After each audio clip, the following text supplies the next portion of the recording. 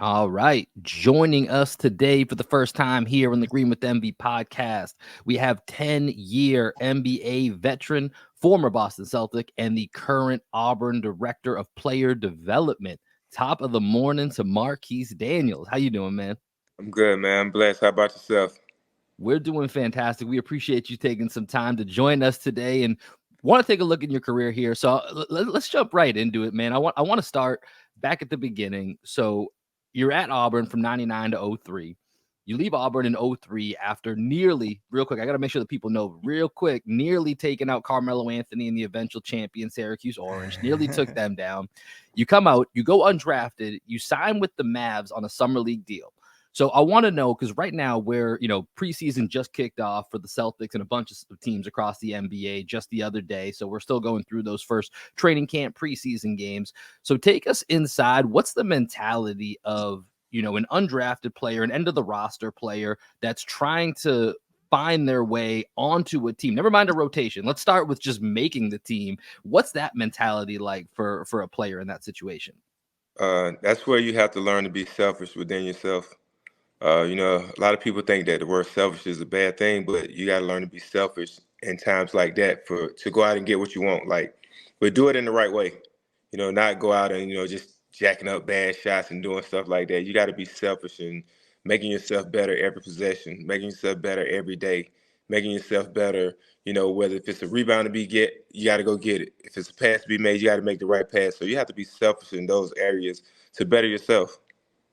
Yeah, it sounds like you're kind of talking about what we hear Brad Stevens say a lot. It's like being a star within your role. So when you come into a training camp like that, did you have an idea of what your role was going to be, or did you kind of just like feel it out and go from there? I honestly had no idea what was going on.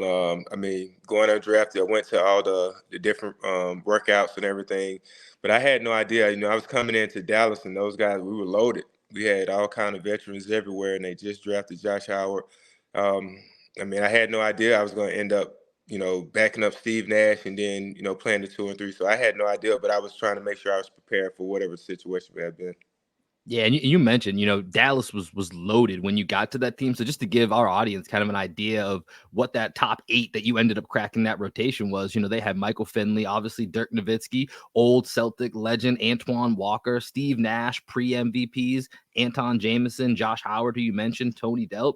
So this is a team that was really deep, and this is at that time when the Western Conference was just loaded top to back, and 50-win teams were 5 seeds, 6 seeds, 7 seeds because it was so loaded. So when you got to that team and you see a lot of these veterans, you and Josh Howard end up being kind of the young guys that cracked the rotation. Was there any veterans like Dirk or Twan or Steve Nash or anybody that kind of, took you under their wing or that kind of helped provide you with, some guidance in those early days? All those guys were really good. I just remember Steve Nash telling me one day, he was like, "Hey, rookie, you want to be good?" I was like, "Yeah." He's like, "Don't do what everybody else is doing." I'm like, "Okay, what that mean?" But it's just like come early, stay late. Get extra shots. Just put your head down, work hard. Ask questions when needed. And don't think that you know everything. Always try to soak up as much as you can. And I had to follow Antoine Walker around everywhere he went. Coach Dunn Nelson told me, you go a Walker everywhere he goes. And, just trying to learn the ins and outs of the game. I got some tips from all those guys. They're all great people, and I still stay in contact with all of them to this day. Where were the places that Antoine went? Because I know that's something our fans definitely want to know is what Antoine was up to when he was in Dallas. A lot of people didn't see his work ethic side of things. He worked really hard, in and out the gym, trying to show us, things to do and things not to do. Of course, you hear about his, certain situations. But other than that, Antoine was a great, great guy for me. He helped me out in a lot of different ways. There were always these stories in Dallas. Obviously, you got Cuban there, so we're gonna need you to give us at least one Mark Cuban story. But I remember these stories coming out back then about Mark Cuban and Steve Nash like going out and partying. Did you ever get a chance to like hit the clubs with Steve Nash? Because there was always the rumors that he was like a crazy party guy. I guess I was too young for that. They wouldn't let me go. But I never saw them going out together. Like I say, the only time was after we won the Western Conference. Sometimes we win like a big series or whatever. Then we may have some in the locker room or on the plane on the way back. But other than seeing them out in the club, I didn't see that. Do you have any like just like experiences hanging out with Mark Cuban or talking with Mark Cuban and what it was like being around him? Yeah, Mark's a great guy. It's crazy. We still talk to this day. He still checks in on me, and I check in on those guys as well. And Mark's just always been good since the day I first got to Dallas. He's always, had my back and always showed that he cared for his players. Yeah, Did and I you mean, after your rookie season, clearly they believed in you enough that you got a 6-year deal off of that. We're going from undrafted to a 6-year deal. That's obviously, regardless of what time or whatever in the NBA, that doesn't happen, super often. So I'm curious because you talked earlier about, you got to be selfish within finding your role. Right. Was there a moment in that rookie season where you felt like I figured it out, I belong? No more like, not that you're not always kind of scraping to find your place, but there's a moment that you were like I belong in this rotation. I'm gonna be in this rotation that kind of uplifts your confidence.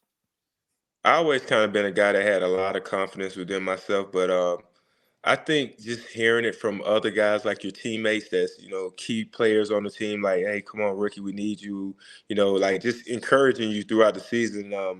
I remember Steve Nash got sick and he was out for like 2 weeks, and Don Nelson was like, hey, rookie, you starting. And I'm like, huh? I haven't been playing, right? And so, I was the guy that come in, we up 20, down 20, but within that time, I'm going to try to have 10, 12 points when I come out the game. And when he told me that, Antoine Jameson, he looked at me, he's like, I bet you stop playing around now. Because I used to just joke around and practice, like, because I know I'm not going to get in anytime soon. So, I just came out and I just played well from that point on. And then when Steve got back, he was like, we're going small ball. He started me at the 2, and the rest was history. I just kept trying to leave my mark. So throughout your career, you had various roles on different teams. Right now, with the Celtics, they brought in a whole bunch of new guys, like a stable of young wings. I don't know how much you've been keeping up with the squad, but they brought in O'Shea Brissett from your former team, the Pacers, who had a crazy putback dunk yesterday. By the way, that got negated, but it was amazing. Jordan Walsh, who's a rookie coming in. They brought in Lamar Stevens from Cleveland. They got Delano Banton from the Raptors. So all these promising young wings. Can you speak to a little bit about like the competition that's necessary to drive you to like earn that spot in a rotation? I think it's good competition if they can own into it. Sometimes you have to learn, especially as a young guy, it's hard to lose yourself within the team. Go out there and just do the things that need to be done. This is part of, like I was speaking on earlier, about being selfish within the team to make yourself better, but also make the team better at the same time. And it'll only help you in the long run because right now you're young, you're ambitious, you're feeling like, man, I should be playing, I should be doing this, but you got to understand and learn the roles. Like you said, I played many roles. There was some roles where I had to score, some roles where I had to just play defense. So if you want to be on that court, you got to find your niche and you got to be great at whatever it is that you do. So being at Auburn, just because I know Greg mentioned Jordan Walsh, he was an SEC guy last year. Did you have any inside look or scouting report on Jordan Walsh that you remember from last season? He can stretch the floor, really good shooter, can guard multiple positions. Got a great motor. I can tell his drive for the game is really there, and I think he's a sponge. He seems to learn. Like every time we played him, he seems to have gotten better. So I think he's going to be a great addition to you guys. Just coming in, he can shoot the ball once he gets it going. I think he's going to be a lot great player than what a lot of people think. Now, I'm big on like hyperbole and like the first time I see someone, first impression of someone, I just like to compare them to somebody else. For example, the first time I ever saw Scotty Barnes play, I was like, oh, that's year 2 Giannis Antetokounmpo. Like literally after 2 minutes of watching him play basketball. So with Jordan Walsh, when I see him play and the way he moves, he reminds me, maybe not like the basketball IQ, because I think that's kind of slept on with this player, but he reminds me a lot of Andre Iguodala and just like his spindliness on the court. Is there anybody when you watch him play that he reminds you of? That's a great question. I don't know if he's as athletic as Andre Iguodala. Iguodala True. was. Yeah, He was that was elite. a slam dunk champion, Yeah, right? he was a crazy athlete. I think, man, he's a little more athletic than Charlie Villanueva. I think can Mm-hmm. really stretch the floor, can play in the post if needed. I think he probably defends better than Villanueva. And I think that's something that people don't really see the side of him of being a good defender. And I think he has a great chance of being a really good defender with his length and using his skill set and his quickness. He's a lot quicker than what people think. Yeah, yeah. So going back to your career here for a minute, I want to skip ahead in some time here to when you joined the Celtics in 2009. So when you join the Celtics, they're '08 Celtics win the championship. '09 Celtics are, in I think in a lot of Celtics fans' opinions and a lot of media opinion, that second year of the Big Three might have been the best version of it before KG hurts his knee in Utah, and then they end up losing in the second round to an Orlando Magic team that just gets scorching hot. Game 7 sets all types of records at the time for 3-point shooting. So you're brought in that next year to be support to that Big Three. They need other ball handlers, they need another guy on the wing. So you're coming into a team that has started to build some pretty intense chemistry with their main rotation players. What's it like for you coming into a situation that already has a team that's fully ingrained, but now you're a more established veteran? You're not just, trying to find your spot. You're being brought in for a specific reason. What was it like, if you remember, initially meeting, that core group of players with that Celtics team? They welcome me easily coming in. They just told me just be myself. Just come in and, just be who you are. Handle the ball, look to get guys open, defend. And they made it really easy. The transition wasn't hard at all. Those guys, being a veteran, you know how to carry yourself, you know how to move around the locker room. And, playing with guys like, Paul, Ray, Rondo, Tony Allen, those guys, they knew how to carry themselves. So it was easy for me to just fit in, just being around real authentic guys that didn't persuade to be anything that they weren't. So it made it really easy for me. Yeah, and we talked a little bit about like playing roles and competition. Now, with your time in Boston, you were competing with a guy, like a young guy, like Tony Allen for some minutes, right? And TA obviously ended up becoming one of the best defenders in his era in the NBA. So what was it like, the games where TA would earn minutes over you? How do you, as a veteran, really like accept that? Because the Celtics this year, and I'd love to like transition and talk a little bit about the team this year, they're going to have to sacrifice Kristaps Porzingis. He might lose some end of game minutes to Al Horford. Derek White might lose some minutes to Drew Holiday. Drew Holiday came off the bench last night for the Celtics in the first preseason game. So what is it like as a veteran having to sacrifice to a young guy like a Tony Allen? It's a selfless act, man. If you want to win, you're willing to do whatever it takes to win. You gotta, motivate other guys. You can't do it yourself. You're gonna need your whole team, especially when you got one goal in mind to win a championship. If you're selfish in a bad way, then it'll show up. So you got to be selfless and selfish in a way that'll help the team. And I think, when you got younger guys that's ambitious and want to learn and coming in, they're getting better, you got to be willing to help them and understand that, sometimes it's going to be your day. So you got to clap for them when it is their time, but because you're going to want them to clap for you when it's your time. So be happy for your teammates. Do you think that you had that mentality when you were playing? Did the ego ever like rise to the surface at any point, and you're like, man, I should be playing over this dude? Oh, yes, a lot of times you feel like that, but you got to learn how to, channel it and put it to a positive way, because a lot of times you can get to that point and you can just be like, man, I'm better than this person, whether it's true or not. You can't allow that to show because it affects your game when you get out on the court. You're pressing to do things that you normally wouldn't do, or, just trying to prove your way and just show people that you can do certain things instead of just being yourself. And it ends up making you look like, like you can't play or you shouldn't be out there instead of just being who you are. Yeah, it's tough to have that like old head wisdom when you're a young kid, right? Yeah, Like, no doubt. No doubt. It's like It's hard. I was a basketball coach for like 10 years. I was working. We live down here in Austin, Texas, so I was a varsity basketball coach down here. And there would always be guys in the community that would come in, like the old heads from the community that would just like walk into the gym and always try and like put our players on some game, and they'd be like, "Get out of here, man! Like, Like like you you're like old, man. you're Move. 50 years Oh, old. What are you talking about?" yeah. But it's so funny how like as players, I played basketball myself. It's really hard to silence the ego as a young person. So I appreciate your perspective on that, because it's so easy to say like, oh yeah, you should do this, but when you're in it, like, and you're trying to grind for every single minute, it's got to be really hard. Yeah, it's very hard. It's very difficult. I'm not gonna sit here and make it seem like it's something easy to do because it's not, especially when you got a lot of talent and you feel like you should be out here playing, you want to help the team, but you always feel like you're getting overlooked every time. It's like, man, I just got to go out here and show that I can do it. So now you're putting extra pressure to make every shot. make every right pass, make every right decision. And, one mistake could lead to another one. And once you make one mistake, you worry about that last mistake. Then some reason that ball finds you again. And now you're making another mistake. And so you just got to learn to have a short memory and just get to the next play as often as you can. And especially when you're on a deep team and a contending team, and every possession is kind of analyzed to that, oh, that could have been the mistake that loses us this Right. quarter, this game. And, I look especially at that, 2010 Celtics team that you were on that went to game 7 of the NBA finals. And you kind of look through, other than, those top 4 for your team at that time, there was kind of a mix and match that was going on as to, who was getting minutes depending on the game, the situation. Right. So what was that like, especially within those finals against the Lakers, where it goes 7 games? That's an all-time series, an unfortunate series for, yourself, Celtics fans like us that we have. But what's it like as a player in a moment like that? Man, again, you just have to stay right and ready, man. Just stay right and ready. Just trying to keep yourself together. When you may not be playing, got to stay in shape as much as you can. Make sure your shot is okay.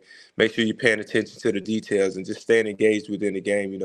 There's a lot of things you could be doing off the court to help your teammates that's on the court. I used to talk to KG all the time. He come out the game and, look at this, look at that.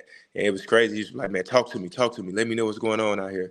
And, coming from a veteran, a Hall of Famer like that, just asking me, hey, man, what you see? And so it keeps you engaged. It keeps you engaged in the game. And a lot of times you could be selfish to the point like, man, I ain't playing. I ain't worrying about this. But you got to stay within the game because you never know. Your number might get called. You're injury away or anything away from being in that moment to getting your chance. And you got to make sure that you're ready. You got any stories about KG's leadership? Like I said, you feel free to share whatever you want. You can say what you want here. Man, not to say, but all 3 of those guys, from KG, Ray, Paul, and Rondo, all 4, those guys are selfless leaders. No matter what it is that you may need, if you need to borrow that car, you need to come to the house to eat, whatever, anything, they were all great teammates. And a lot of people don't see that side of them. They see the side of being on the other side, being, his opposition. But when you're his teammate, he's the best teammate ever. I remember before I came to Indiana, me, him, and Paul, we kind of get into a little skirmish under the basket, talking, just a little chit chat. So the next year I get traded there, and I'm like, oh man, I got beef with these dudes. What's going to happen when I get in the locker room? So I get in the locker room, and they was like, what's up, man? They welcome me, and it was just like nothing happened. I'm like, oh man, I thought we had a problem, but it ain't. It was great, man. Just getting over there, being around those guys, man. Just great energy. Just seeing how hard these guys work. That was something that I learned when I got over there. I was like, you think you work hard until you see, the Ray Allens, the Paul Pierce, the Kevin Garnett, the Rondos. We get to, I think it was training camp. Everybody come over later on the bus, whatever. These guys been over here. They in a full sweat. I'm like, man, what time y'all got here? Thinking you working hard till you see that.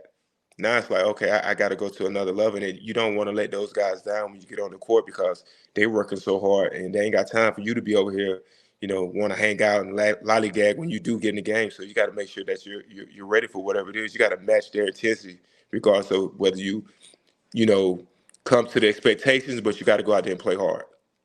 So you mentioned Paul and his leadership. Quick tangent with Paul. He was all over the internet over the past year or so. When you saw him, or hopefully, did you see him first of all on that live stream with KG? Yeah. That's funny. That's good. I'm glad they got something going together. They're hilarious. Yeah. So what do you make of Paul and just like his post playing career right now? Because it seems like he's trying to get back into it. He's giving back to the current team. He spent the summer with Jason Tatum. He's been showing up around training camp. What are your thoughts on being an NBA player, transitioning out of playing, right? And how you find yourself as a human being after that, and just general thoughts on Paul Pierce with the current Celtics. I think it's great. It's great for Tatum. It's great for Jaylen Brown, all those younger guys that's playing at that position. Paul's pretty much seen everything that's came his way, and learning how to deal with certain situations. The best experiences, dealing with it yourself, and also talking to somebody and learning, willing to to learn from them. Paul is going to be great for those guys if he continues to come around and continue to give them little pieces of the game that, maybe you should saw this or did that. Like these young guys, they're super talented. Like the way they can create their shots and all the stuff they can do is like, it's unbelievable. A lot of people always talking about they couldn't play it in, they couldn't play. Like, man, the game is supposed to evolve. It's supposed to continue to get better, and these guys are getting better, and they're showing it. But Paul is going to be really good for them. I'm glad that he's back around and giving back to these guys because there's no sense in, having all this influence on the game and not giving back to the younger guys. Yeah, something that's interesting with Paul being back around, and you mentioned it a minute ago with KG's leadership style and really KG, Paul, Ray, and all them, and how they go about it, and that's been a topic of conversation because Jason Tatum and Brad Stevens said this, pretty much directly, is that he's not going to lead like KG. He's not going to lead that in your face, raw energy, emotion that KG brought to the table. Jason Tatum is a very different type of leader. Right. And so I'm curious from your perspective, how does that work? Because you've been in multiple locker rooms, obviously now with your involvement with Auburn, like you must have seen the KGs, but then also seen a guy that leads in a different way like JT. So how can those different styles still be effective in their own way? A guy like JT, is a quiet guy. He'd rather lead by example, go out there and play hard and show his work. But it's also when he does speak, people will listen because he don't really say much all the time. So it's like, okay, he's saying something, it must be important. So it's good because it's almost like good parent, bad parent. You get the one parent that's always yelling all the time. Then, dad or mom step in. It's like, all right, I must be in trouble or whatever. So it's good that, you got a guy that, like an Al Horford that don't really say much, But when he does say something, it's like, all right, Al saying something. It's kind of the same thing with JT. And I think JT's going to be really, really good in this league for a long time. And, as long as he keeps doing what he's doing and just keep giving himself to be blessed by God, I think he's going to be really good in this league for a long time. Yeah. So basically, question at the top of the NBA, right? We got Phoenix, we got Denver, we got the Lakers, maybe the Warriors if you want to throw them in there. You got Milwaukee and Boston in the East. What are your thoughts on the cream of the crop in the NBA today? So many moving pieces right now. I think it's a chess game. It's going to come down to, at the end of the games, who can make the right plays, who can make the right stops. And, coaching is going to be huge because everybody can play right now. It's going to be a factor of having those guys that are used to being demand where they were at, taking those major roles and doing what's needed to be done to get those wins. Had a talk with somebody the other day about positionless basketball and just playing the game, with people that actually know the positions. I think positionless basketball is good for winning games, but not for winning championships. Mm. And I like say that. That's cool. Tell us a little bit more about that. I say that because you can get out, you can put guys out there, they can score the ball and do this and that, but when it comes down to actually playing your role, the PJ Tuckers, the Al Horfords, the guys that's gonna go out there and do the stuff that don't really show up in the stat box. Those are the guys that's gonna make the winning plays because they don't need the ball. They don't need to be involved in everything. They're gonna do the dirty work. They're gonna get in there and grind and stick their nose in there, get their nose bust, or whatever the case may be. So I think that when it comes down to the end, you're gonna need those type of guys that's gonna be willing to get out there and do what it takes to win, and not worry about having a name in the paper for scoring these amount of points or doing this and doing that. That's interesting. So Joe Mazzulla was recently on the JJ Redick podcast. Did you happen to listen to that interview? No, I haven't. Okay, so one of the things he talks about, because he got a lot of heat last year for his like Missoula ball and shooting threes, and he talks about mathematics a lot and the analytics of the game. And he said one thing that he learned is that in the playoffs, analytics kind of go out the window, right? So like I see you shaking your head no. So tell me a little bit about how you feel about the analytic movement in general. I've never really been a big fan of the analytics part of the game. Just simple fact of like you could take a guy like a DeMar DeRozan or like anybody that's a great mid-range player, and you tell them that three's better than two, but this guy's shooting 40, 50, 60% from two. Like, so you want him to shoot a three now? Like, I just don't feel like that's actual basketball because it's like you're trying to tell me where I should shoot the ball from, what I should do. It's like basketball is a game of, everybody practices, everybody moves. Like, it's not a cone drill. Those cones got arms and legs, they move. So you got to take what the people give you. And if they're giving you the mid-range shot, take the mid-range shot. If you're open for three, shoot the three. So you have to be a diverse player and not just play by numbers, you know, because sometimes those numbers it's not basketball. It's kind of like everybody like, oh, this a 4-star kid, he's a 5-star kid. Yeah, but you play basketball on earth. So it don't matter about how many stars you got and all that, because at the end of the day, nobody cares. They're gonna go out there and they all gonna make you do stuff that you're uncomfortable doing. So you have to do what's right within the team and within the system, and not just be like, oh, we got to shoot threes. Like everybody's not gonna be Golden State Warriors and just run around shooting threes. Now you got to have players to do that. Some teams aren't built around that. You know, like it's just not. That's just not it. Like JT can create his shot from anywhere. He can shoot the three. He can get to the mid range. So you want to just tell JT you just need to shoot threes. Don't get to your mid range. Like that's now you limiting him from being who he can be. And I'm just not big on the analytics part of the game.